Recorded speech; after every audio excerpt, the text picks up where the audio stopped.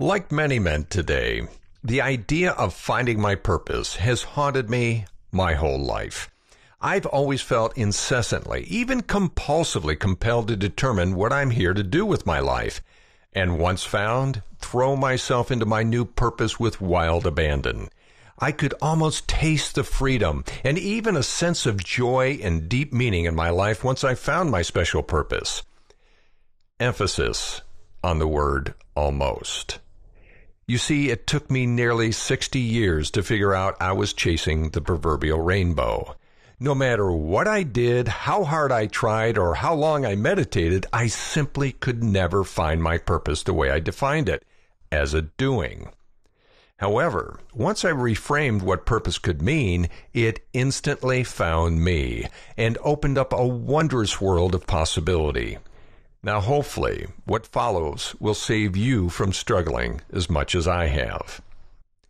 Most men derive a sense of meaning in life from what they do. This has certainly been true for me. The path in life I've chosen to express that belief is through entrepreneurism. I mean, what better way to live my purpose than to, change the world for the better, make a difference, and have the world ultimately be a better place for my efforts after I, finally check out. Much to my frustration, it didn't quite work out that way. It is clear to me now that the primary reason I was a bona fide serial entrepreneur is that I was always looking for that one thing to do in my career that would fulfill my existential sense of purpose. After starting a number of ventures and throwing myself into them with intense alacrity, only to still feel unfulfilled, it was clear my approach to this whole matter of purpose was off.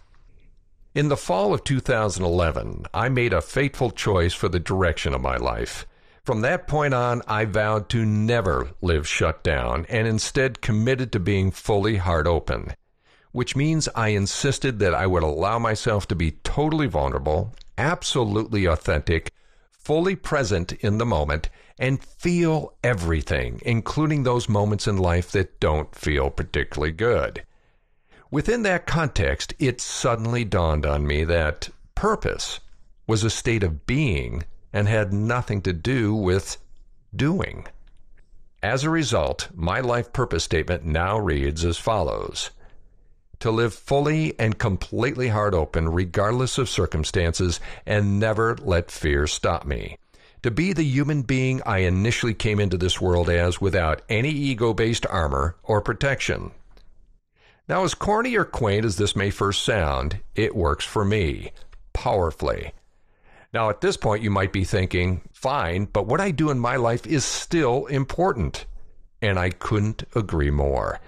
However, armed with this new definition of purpose, I'm able to address the issue of doing in a much more fulfilling way.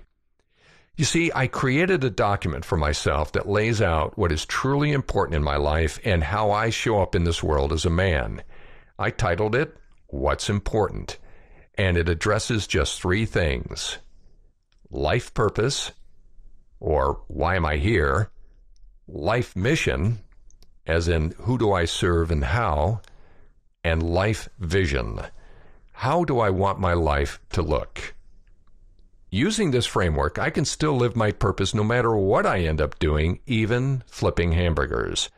Life mission reflects my preferences as to how I spend my energy doing, ideally in an alignment with my purpose and best utilizing my gifts. Life vision is also a preference as to how I want my life to show up for me in terms of ideal circumstances. It's important to note, though, that of the three, life purpose as a state of being is the only thing I have full control over because it's a choice.